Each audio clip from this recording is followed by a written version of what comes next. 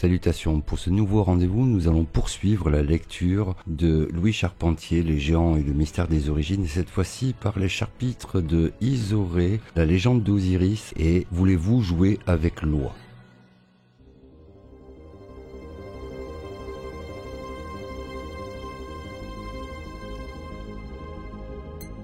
Nous débutons. Chapitre 10, Isoré. Si Gargantua n'est pas sorti de la mémoire française, il n'en est pas de même de l'autre géant qui lui dispute les lieux de notre terroir. Le géant mort, qui semble n'avoir laissé que des tombeaux sur notre sol. Le géant Isoré, que cite encore Chrétien de Troyes.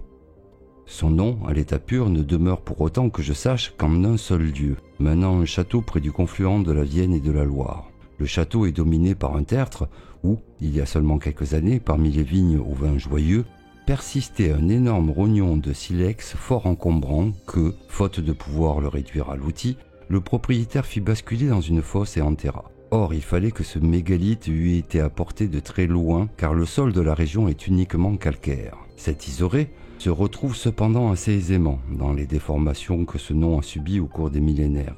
Il est devenu Issoire ou bien Iseur, d'autres encore, mais beaucoup ont sans doute disparu. Il n'y a pas d'autre légende que celle qui flotte autour de son tombeau parisien qui se trouve au lieu de l'intersection de la rue de la Tombe Issoire et de la rue d'Arrault. La légende est que ce géant malfaisant, puisque nous sommes autant chrétiens, aurait été oxy par Guillaume d'Orange et enterré là. Pourquoi Guillaume d'Orange ? On ne sait. Il est évidemment bien plus ancien, mais sa malfaisance est attestée par la proximité de la barrière d'enfer, évidence que c'était bien la tombe du diable. Il va de soi qu'Issoire, la ville auvergnate des rives de l'Allier, dut être également un tombeau de ce géant Isoré. Et, non loin de cette ville, vers Brioude, il est encore un tertre dit de la tombe du bon Dieu qui pourrait bien avoir la même origine.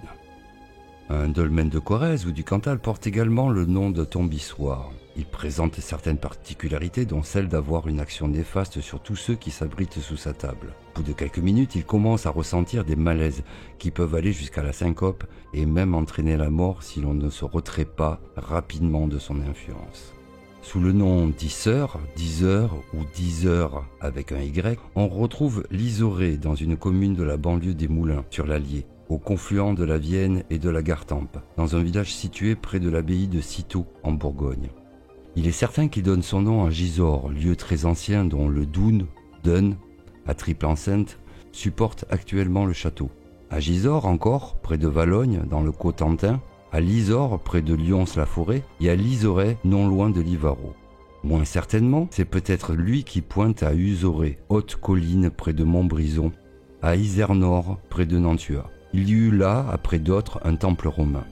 Enfin, Serres, avec un Y, ancien nom de la Charité-sur-Loire. Les Serres, Sœurs, Sourds peuvent aussi cacher cet Isoré. D'où vient donc ce géant Isoré ? Les étymologistes font semblant de le tenir pour un Nessus Rex, un roi Esus, divinité gauloise apparentée par les Romains au Mars latin, dieu de la guerre. Mais cet Isoré est bien antérieur aux Gaulois, il faut chercher ailleurs. Alors se présente une analogie phonétique assez remarquable. Il n'y a pas très loin d'Isoré à Osiris. Mais qu'a donc à voir l'Égypte en cette affaire atlantique ? Rien, apparemment. Et cependant, qu'est-ce donc Osiris ? Nous ne le savons pas exactement, on le dit un dieu, mais nous avons une façon latine de concevoir un dieu qui probablement ne signifie rien pour les Égyptiens. C'est lui qui accueille les morts et leur montre le chemin des îles heureuses vers l'Occident après les avoir pesés.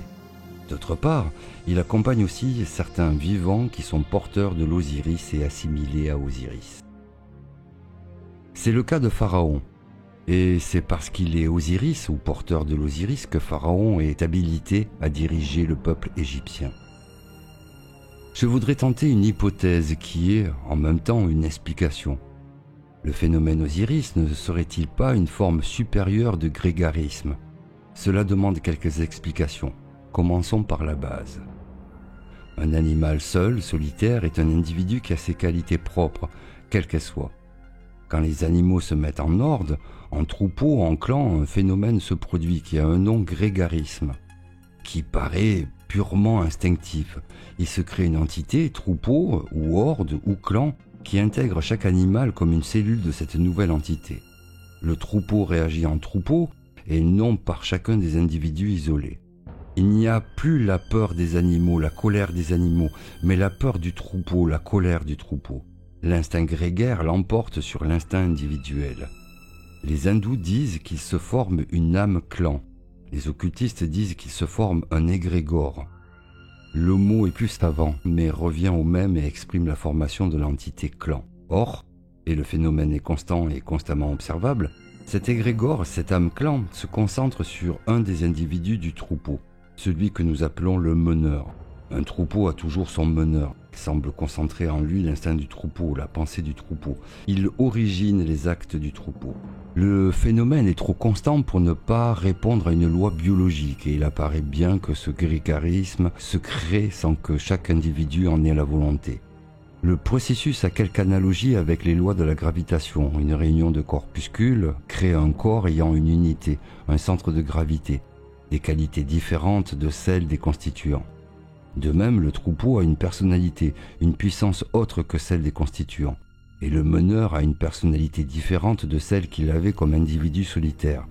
Et il perd cette personnalité quand il se retrouve solitaire. Cet instinct grégaire existe tout autant chez les hommes que chez les animaux, mais avec quelques différences sensibles. Il peut agir inconsciemment, mais il peut aussi être créé volontairement, comme ce fut le cas des communes au Moyen-Âge et des fraternités de métiers. Cela se voit encore, de façon plus fugace, mais non moins probante, dans les équipes sportives. On dit parfois ainsi qu'une équipe de rugby, par exemple, est en état de grâce quand tous les mouvements extrêmement complexes de ce jeu se coordonnent harmonieusement comme si une intelligence supérieure distribuait les positions des joueurs pour obtenir la meilleure efficacité possible pour un mouvement qui va venir. C'est que l'égrégore a été formé et que cet égrégore a plus d'intelligence du jeu que chacun des joueurs. En principe, cet égrégore habite le capitaine, ou quelque autre joueur qui peut fort bien ne pas s'en rendre compte, mais qui dirige sans même avoir à ordonner. Réussir volontairement demande sans doute à la fois beaucoup d'orgueil et beaucoup d'humilité. Allons plus loin. Au lieu d'une assemblée d'hommes ordinaires, prenons une assemblée de savants qui veulent réaliser cet égrégore. C'est, à peu près, je crois, ce que l'on nomme maintenant une équipe scientifique. Et l'on sait que les résultats obtenus par ces équipes sont infiniment supérieurs à ceux obtenus par la somme des individus pris séparément. Allons plus loin encore. Prenons une assemblée de mages, ayant dépassé le stade du savant pour atteindre celui de sachant, du connaissant, de l'initié, en un mot de celui qui se trouve à titre personnel et conscient en état de grâce. Ceux-là vont être à même, ayant dépassé toute vanité humaine, de créer un égrégore d'une qualité qui, comme pour le troupeau, dépassera la somme des qualités et des possibilités de chaque participant. Qualités et possibilités qui vont se fixer sur l'un d'entre eux et qui sera au sens propre possédé par cet esprit et qui fera pour le peuple figure de prophète, de saint ou de Dieu.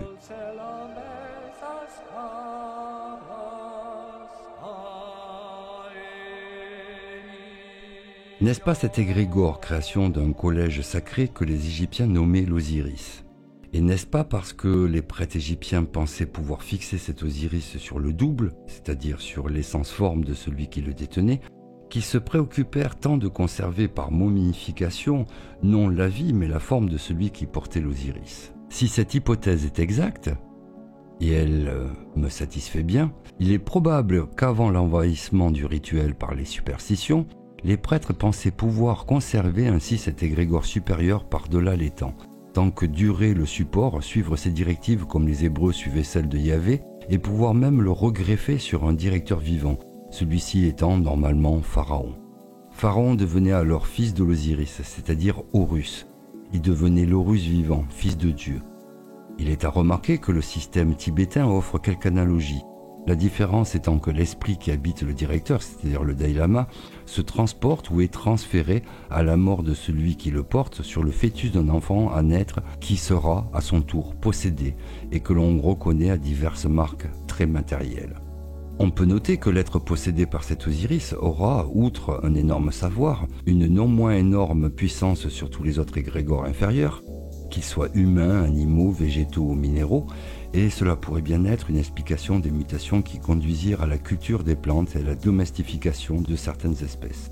Et maintenant, toujours dans le cadre de l'hypothèse que j'émets, supposons que, par suite d'un cataclysme, Osiris ait été détruit et que, par suite de ce cataclysme, le collège des sages supérieurs ait été dispersé. Ne serait-ce pas une entreprise normale pour les survivants ayant quelque sagesse d'essayer de le reconstituer ?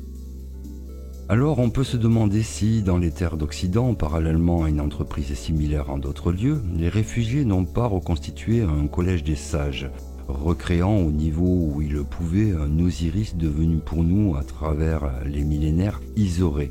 Et quand Lanté, qui le portait, mourait, sa tombe devenait la tombe de l'Isoré, la tombe Issoire. Il est probable que cette tombe était monumentale et défendue contre la profanation, de sorte ou d'autre que nous ne connaissons plus. Et cela n'est peut-être pas sans relation avec ce dolmen de la tombe Issoire en Corrèze, qui peut arriver à provoquer la mort de ceux qui s'y attardent trop. Il n'y avait sans doute pas seulement monument, mais encore enceinte, et le site de Gisors me paraît avoir conservé cette enceinte qui, à certains égards, reprend le plan à triple enceinte de la cité de Poséidon. Plan d'ailleurs repris par beaucoup de dunes celtiques ou antéceltiques. Pour Gisors, cette triple enceinte existe encore, au moins en partie. Il y a une butte centrale, un tertre, une enceinte ronde sur laquelle est construit le donjon du XIIe siècle, puis un fossé qui a été comblé. Venait ensuite une seconde enceinte, également ronde, qui a servi de base à l'enceinte du château. Venait enfin un autre fossé et une troisième enceinte de terre enlevée qui, de toute évidence, n'a pas été conçue pour le château, mais lui est antérieure.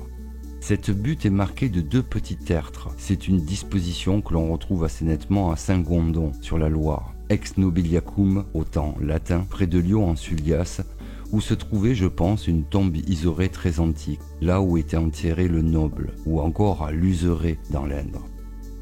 Ces lieux isorés possèdent-ils une valeur tellurique ? Je ne suis pas sourcier et ne puis répondre, mais je suis assez bon lecteur de cartes pour avoir noté certaines particularités. Reportés sur une carte de France à grande échelle, les lieux isorés semblent répartis au hasard, mais à petite échelle se révèlent certains alignements dont d'ailleurs je ne peux tirer de conclusion tant j'aurais peur qu'elles apparaissent délirantes. Une ligne presque absolument nord-sud relie le tombeau du géant dans les Ardennes belges sur la Sémois à Is-sur-Tille en Côte d'Or, Yzeure près de Dijon, Sœur un peu plus au sud, le Grand Cerf en Drôme et aboutit bien près d'Istres. De ce même tombeau du géant, une autre ligne relie Is, dans la Marne, Gisy-les-Nobles dans l'Yonne, Saint-Gondon ex-Nobiliacum dans le Loiret, à Serres en Charente. Toujours du même tombeau du géant, une autre ligne relie Gisors, l'Isoré dans le Calvados, Dol de Bretagne dans les Côtes du Nord, et les environs de la baie de Douarnenez, où se trouve englouti Lys légendaire. Par ailleurs, une ligne Isère-Nord, dans l'Ain, Lutèce, la tombe Issoire, touche Gisors et semble se prolonger jusqu'à Stonehenge ou Amesbury, qui me paraît bien être une tombe d'Adam. Une autre ligne issue d'Yzeure de Bourgogne passe par Gisy-les-Nobles, Lutèce, Lisore, près de la Once, la Forêt, Veules-les-Roses, où se trouve un autre tombeau du géant, et semble se prolonger par-delà la Manche jusqu'à Glastonbury, est entouré par une représentation des constellations du zodiaque, d'une 30aine de kilomètres de diamètre.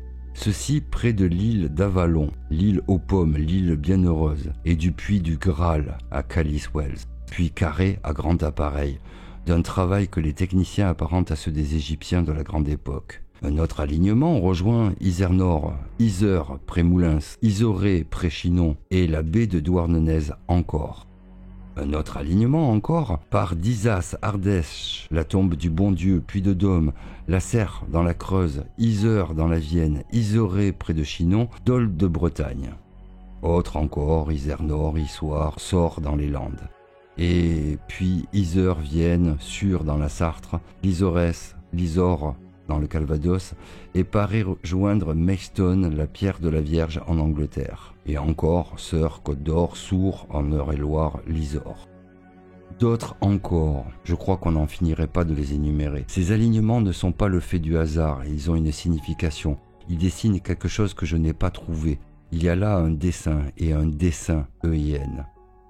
Il a été laissé une indication, un enseignement, une voie. Je ne l'ai pas trouvé, mais d'autres l'ont, je crois, compris. Et tout d'abord les druides, une tradition dont les sources refusent d'être contrôlées, compte que les Atlantes ont laissé sur le sol d'Occident, et particulièrement de Gaule, des signes, des lettres, des rébus qu'auraient retrouvés les druides, déjà instruits de cette voie, leur permettant de réorganiser logiquement sur tous les plans l'ère du bélier en Occident, et l'appel druidique aux populations celtiques aurait été fait pour les instruire in loco, si non è vero. Ensuite, je crois que les Templiers ont su, et avant eux, leur maison mère, Cîteaux. Je puis me tromper cependant, Cîteaux a été créé dans la forêt d'Yzeure, sur les bords de la Saône.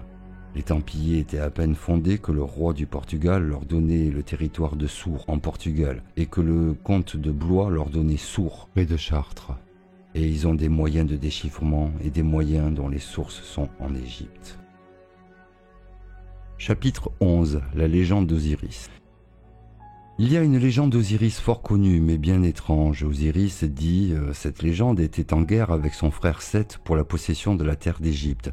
Seth tua Osiris et mit son cadavre dans un coffre qu'il confia au flot de la Méditerranée. Le coffre dériva et vint s'échouer à Tyr, sur la côte phénicienne. Là, il s'enracina, entendez qu'il fut pris dans les racines d'un acacia, et ces racines se développèrent de telle sorte autour de lui qu'elles l'enserrèrent entièrement et qui devint partie de l'arbre. Il demeura là fort longtemps, intact dans son sarcophage.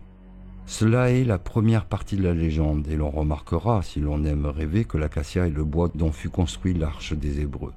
Par ailleurs, la légende phénicienne fait arriver par la mer le premier Phénicien, ou Onos, premier marin, sur un tronc d'arbre près de Tyr, à Sidon, dont il fait sa demeure et sa capitale. S'agit-il de cette première colonisation atlante dont parle Platon? Ce n'est pas impossible. Cela se passe avant la catastrophe qui bouleverse le monde, et par ailleurs, Phoenix veut dire rouge, analogie à Phénix.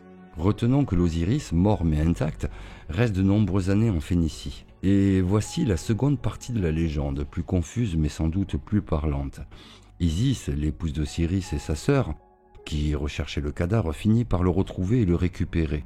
Seth parvient à s'emparer à nouveau du corps, qu'il découpe en morceaux et disperse par le monde.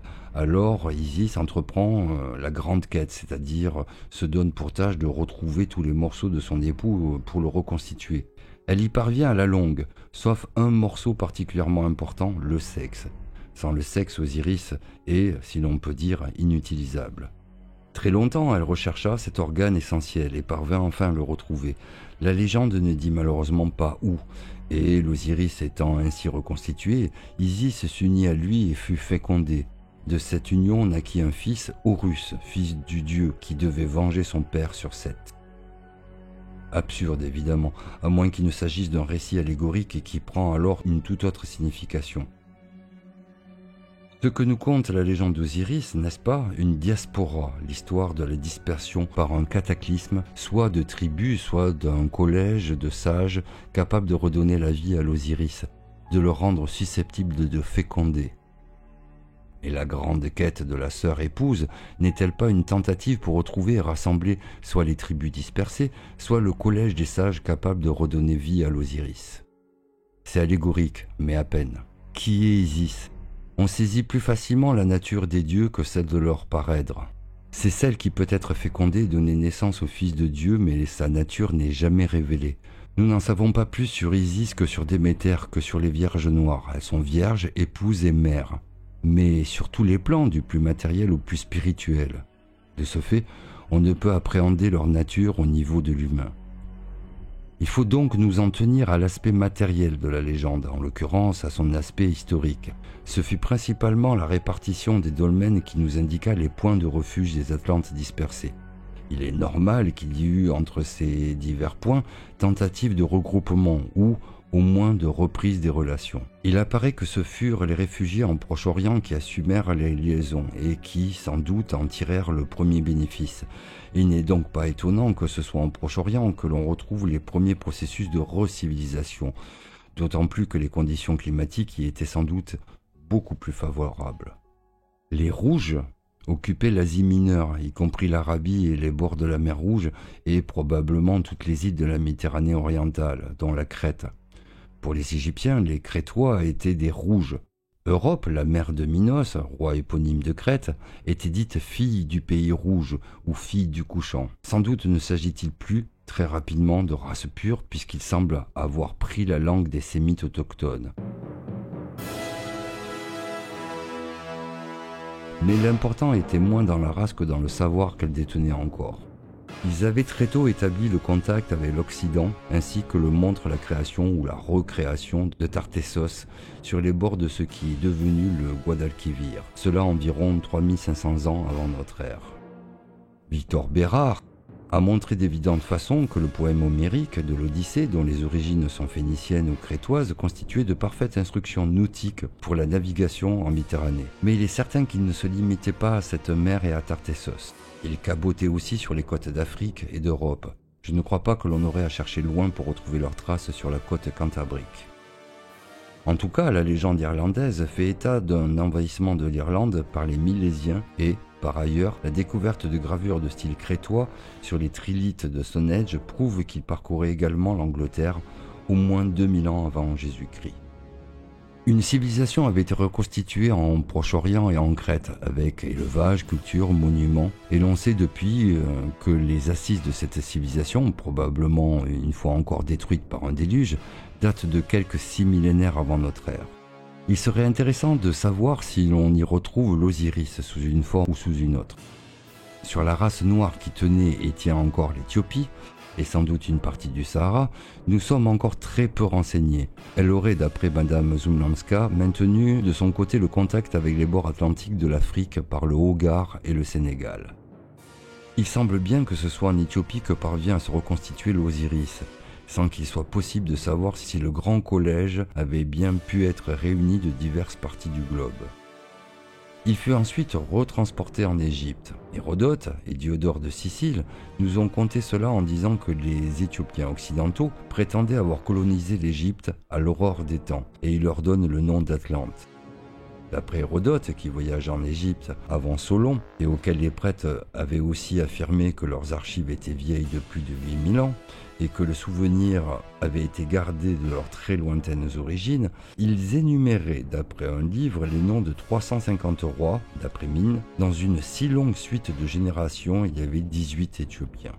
Et l'on sait maintenant à peu près certainement qu'effectivement la civilisation des pharaons vient en Égypte par l'Éthiopie. Or, on a dit que pharaon signifiait forgeron, et Platon donne bien les Atlantes comme métallurgistes.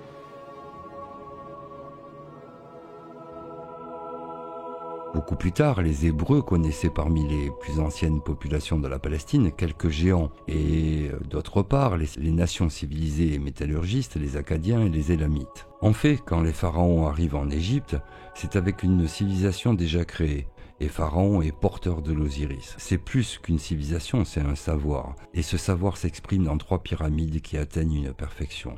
Je crois qu'elles sont les livres du savoir de l'Osiris reconstitués, tombe de l'Osiris, tombe au singulier, même si Khéops, Képhren et Mykérinos, qui furent, dit-on, pharaons, ont cru bon de les signer. À tort ou à raison, je les tiens pour antérieurs aux essais de reconstitution de l'architecte Imhotep à Saqqara. Imhotep est un homme de génie. Les 3 pyramides de Gizeh dépassent le génie d'un homme. Elles n'ont pas de maître d'œuvre connu, non plus que, plus tard, Chartres qui est lié à elles de 1000 liens subtils dont certains sont parfaitement lisibles. Elles sont l'enseignement de l'Osiris, cet Osiris qui portait, si j'ose ainsi dire, loi dans ses armes. Loi O-I-E. Et cela nous ramène à notre spirale occidentale du dieu Lugh. Chapitre 12. Voulez-vous jouer avec Loi? Que vient faire Loi dans cette affaire? Ce n'est pas moi qui l'ai appelée, mais elle qui s'est imposée, et cela tout au long de cette spirale que dessinent sur le sol de France les domaines Lugh. Elle, Loi, et le cheval. L'oie, sous sa forme que nous lui connaissons actuellement, mais le plus souvent sous ses formes anciennes et populaires, de loche, A-U-C-H-E, de loup, O-U-E, de louche, O-U-C-H-E. On la trouve au centre de la spirale du village de Loye, L-O-Y-E, et dans nombre de hameaux, Logère, Lochère, etc. Et on la retrouve dans presque chaque domaine, presque chaque case de la spirale, parfois plusieurs fois. Parcourir la spirale, c'est faire un chemin de loi, c'est le jeu de loi, le noble jeu renouvelé des Grecs. Une tradition fort tenace veut que le jeu de loi, comme ceux des échecs ou de la marelle, soit autre chose qu'un jeu, ou plutôt soit aussi autre chose qu'un jeu, un système d'enseignement, une représentation. Nous dirions aujourd'hui une formule, un moyen mnémotechnique peut-être, et probablement tout cela à la fois.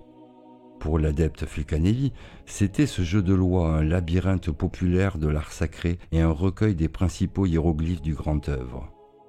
Retenons le hiéroglyphe. Et précisément pour Augustin Berger, qui s'est fort penché sur cette question du jeu de loi, le nom de Geb, Geb, dieu égyptien de la terre, s'exprimait par un hiéroglyphe dérivé de celui de loi sauvage. Le dieu de la terre, c'est-à-dire une forme de personnalisation de la terre en toutes ses qualités, tant matérielles qu'autres, et c'est sur la terre qu'est tracée notre spirale. Or, Osiris, que nous avons déjà rencontré dans cette portion géographique sous la forme Isoré, Osiris est héritier de Geb, Geb, et le fils d'Osiris, né de la fécondation d'Isis, est dit héritier du trône de Geb. En termes de droit, puisqu'il s'agit d'héritage, quiconque a conquis l'Osiris a connaissance de la terre et puissant sur elle, et son héritier, Horus, l'Osiris vivant, a puissance sur elle. C'est le roi de la terre, maître du monde. Geb est souvent représenté une oie sur la tête, et il arrive également qu'il soit représenté sous la forme d'un jar, dont la femelle, l'oie fécondée, pond l'œuf du soleil. Nous sommes là au niveau supérieur alchimique du symbole. Il faut retenir cependant qu'il y a correspondance entre le jar et Osiris, fécondateur, et entre l'oie et Isis, fécondé.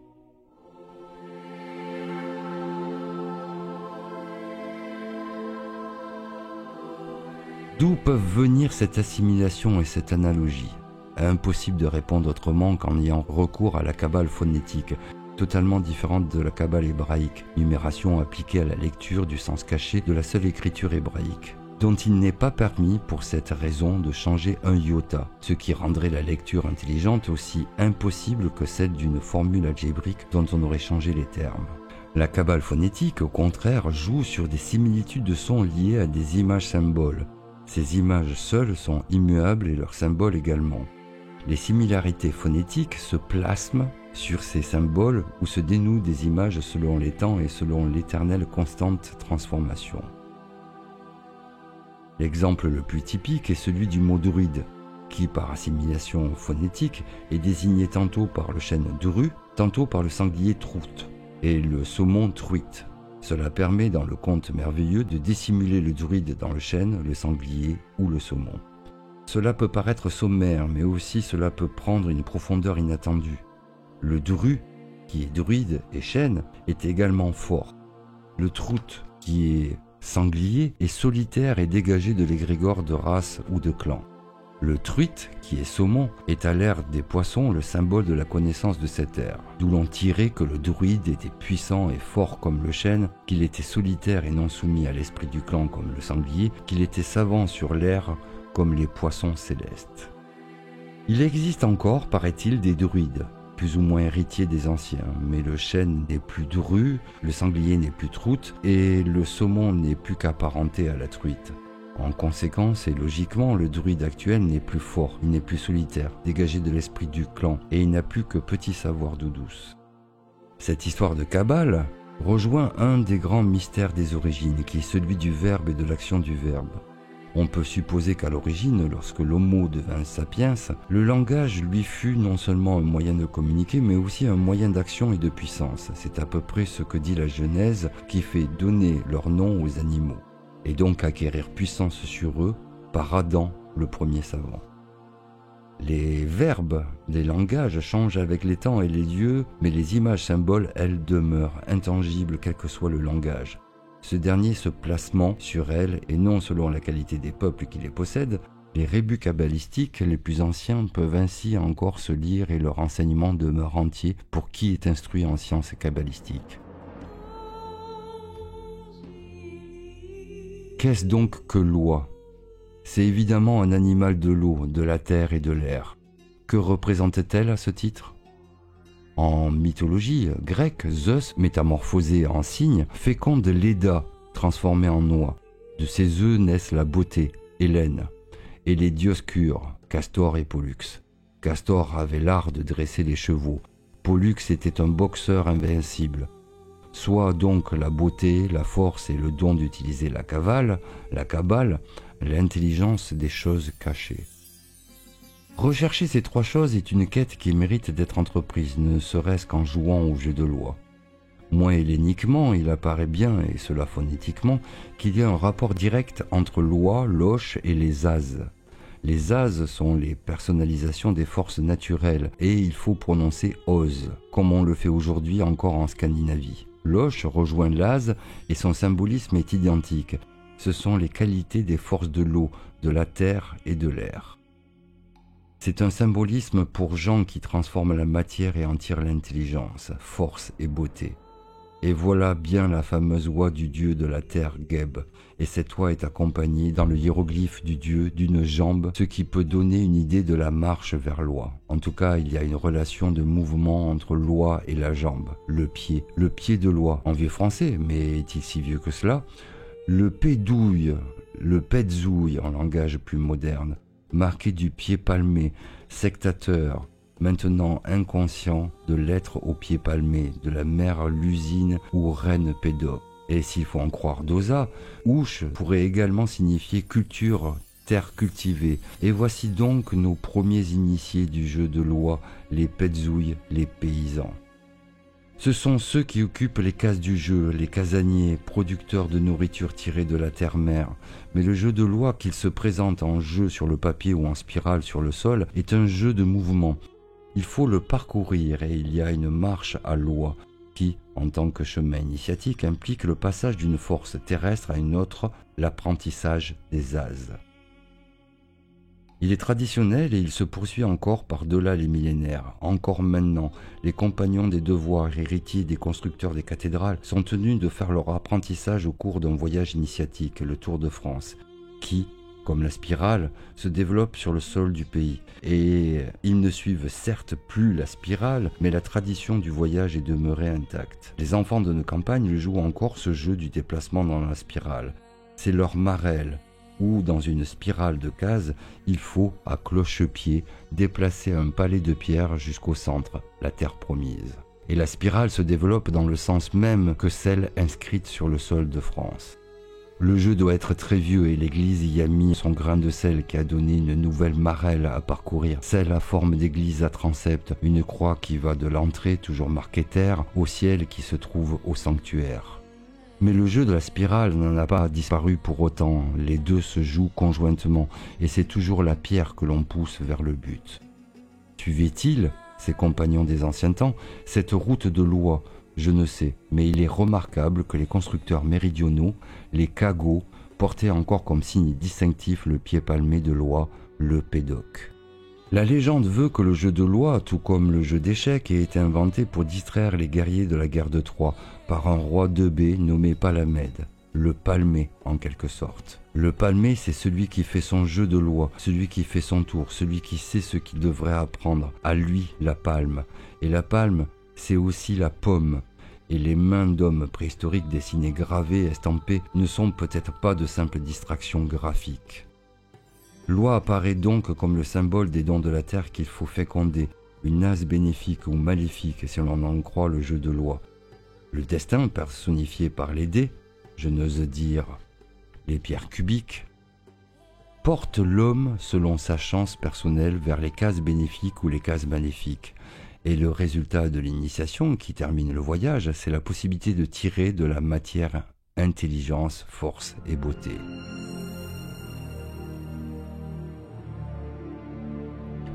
Ce sont les gens arrivés à ce stade que les Grecs appelaient des murges.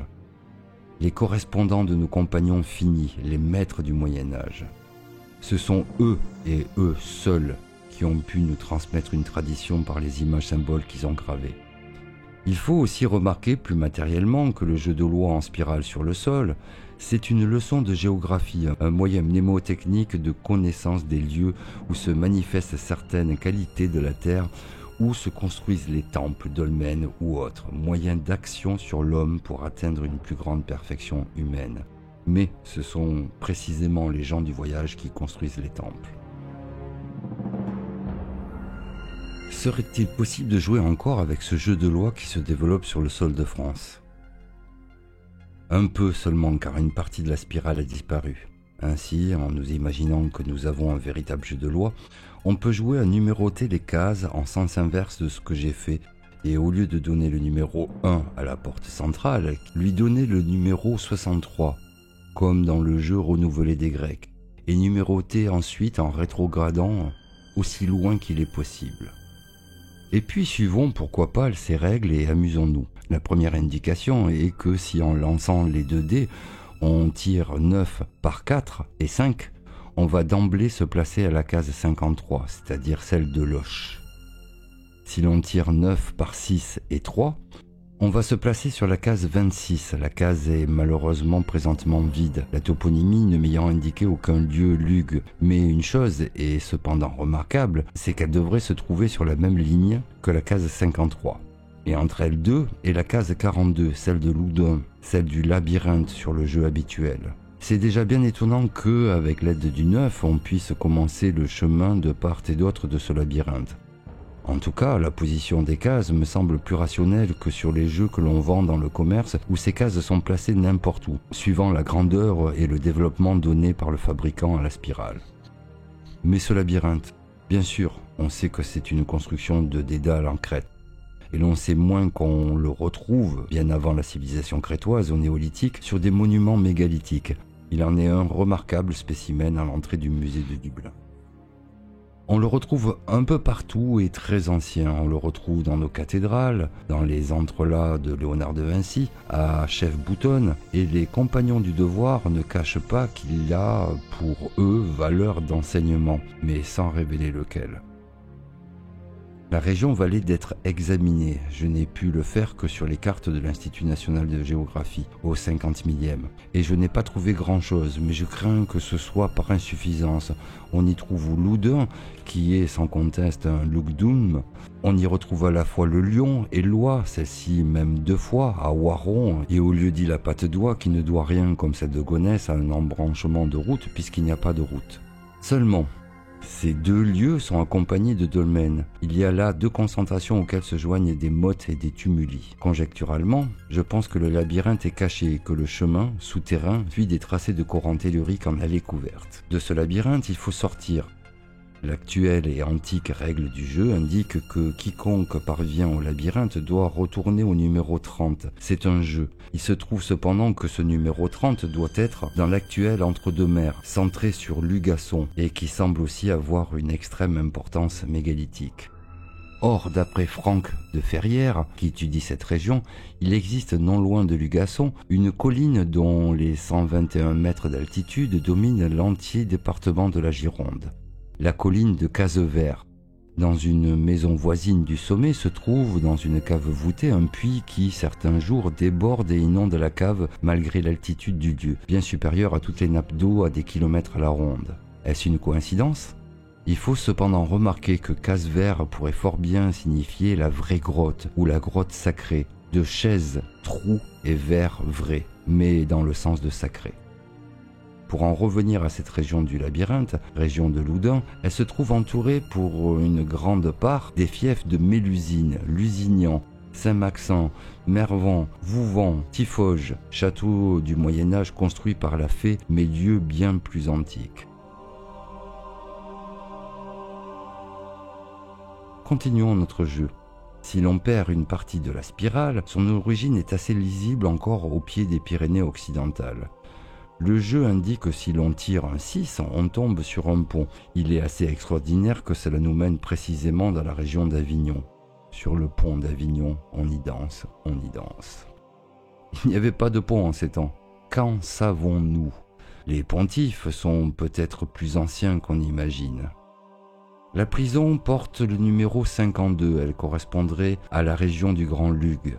Quant au 58, la mort, qui oblige à repartir à zéro lorsqu'on ne peut la franchir, il est assez étonnant qu'elle tombe dans le Bourbonnais et comprenne le site de Glozelle.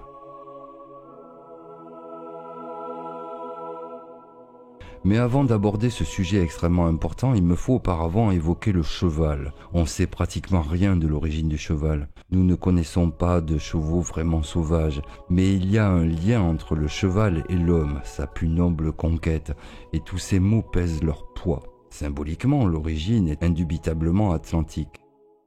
C'est en frappant la mer de son trident que Poséidon, le dieu de l'Atlantide, faisait jaillir les chevaux. Et l'on pourrait presque dire que le chevalier est né avec le cheval blanc et la Kabbale en même temps. Le symbole du cheval n'est pas séparable de l'initiation.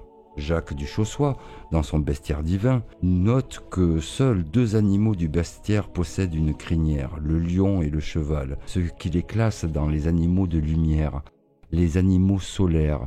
Le symbole à ce niveau devient alchimique. Dans la réalité, tout autant que symboliquement, le cheval est un animal transporteur et la Kabbale est le moyen de transport de l'homme dans les sciences dites secrètes. Et pour autant que le cheval assumera ce rôle dans la réalité, le symbole demeurera qu'il porte le chevalier errant ou, sous les apparences de Pégase, le poète. Dans certaines provinces, les amas de pierre, cairns ou murgers, sont appelés grands chirons. Or, Chiron, le centaure, était l'ami et l'éducateur d'Héraclès. En fait, Chiron, centaure, est toujours un grand initiateur. On ignore l'origine du mot cheval. Le caballus latin qui désigne le cheval de travail vient probablement du gaulois, comme le parevedra qui est resté en palefroid. Le symbole n'en était cependant pas moins valable chez les latins, où l'équite avait plus le sens de chevalier que de cavalier. Par contre, il semble ignoré en Germanie où le rhéteur n'est qu'un cavalier. Or, notre jeu de loi est encore parsemé de lieux-dits concernant le cheval. Il peut s'agir de lieux d'auberge, combien encore d'auberges du cheval blanc qui n'avaient primitivement rien à voir avec les écuries. On a conservé le souvenir de chevaux légendaires. Il y a encore en baie de Douarnenez, face à Lys disparu, une pointe de la Jument. Et c'était bien un cheval blanc qui emportait, poursuivi par les flots, le roi Gradelon fuyant son pays envahi par la mer. Le chevalier au cheval blanc surgit dans la catastrophe. Quand les digues sont rompues, la mer cessant d'être contenue envahit les cultures et les demeures des hommes. Primitivement loin de l'incarné, il devait parer au cataclysme. On songe, ici, involontairement, à ces statues si répandues dans les villas, les fermes de la Gaule du Nord-Est, à l'époque romaine, et qui représentaient un cavalier sacré. Son cheval, pour s'élancer, prend appui sur les fortes épaules d'un géant anguipède, d'un géant allongé par terre, commençant en queue de serpent et dressant au-dessus de la terre sa tête humaine. Et voilà qui pourrait bien nous apporter quelques lumières sur ces contes de la Merlois, contes enfantins dont on est tout étonné que les alchimistes qui poursuivent l'étude de l'essence de la matière fassent si grand cas. Ne sont-ils pas, ces contes, malgré les infléchissements que leur ont fait subir les entreprises littéraires, des directives transmises sous forme anecdotique aux étudiants de la nature, aux fils de la veuve, dans leur quête de la suprême essence? Que penser maintenant de ce petit poussé chaussant les bottes du géant, de ce chat botté gagné en puissance pour son maître marquis de Carabas, de cette peau d'âne couvrant la radieuse beauté de la belle, de cette belle qui s'endort en son réduit d'épines jusqu'au baiser du prince charmant qui possède le charme, et d'autres encore. En vérité, qui nous a été transmis par Perrault ou Madame d'Aulnoy, ce sont là contes qui viennent de loin, par-delà les millénaires. Contes initiatiques de la Merlois, de la reine aux pieds d'oie, où chacun prend à sa portée selon qu'il peut. Et de quoi distraire aussi les petits-enfants comme la marelle ou le jeu d'oie. Le cheval est dans la légende, il y est de plein droit, il y est de plein pied, et à ce titre tous ces mouvements ont une valeur de symbole ou d'allégorie. C'est la grande jument montée par Gargantua qui, geste civilisateur, essarte la plaine de Beauce où sera semé le blé. C'est le cheval Bayard, au nom conservé des temps de Bélène, qui permet aux 4 fils Aymon d'échapper à Charlemagne, les 4 fils en cavale qui n'ont que lui pour les protéger, lui et tous les gens instruits en cabale, dont Mogis le magicien. Quand on tente de le noyer en le précipitant dans la Meuse avec au cou une pierre de moulin, il la brise de son sabot et s'échappe étranger à tous les pouvoirs. On peut aussi bien mélanger toutes les légendes du cheval dans tous les temps, car il est le même et sa tradition, que je sache, n'a jamais faibli, non plus que le sens qui s'y attache. On pourrait presque dire que partout où l'on retrouve le cheval, que ce soit dans la plus ancienne préhistoire ou dans les temps les plus modernes, on retrouve le même symbole invariable, emblème des mêmes savoirs et des mêmes gens. Fin de la lecture.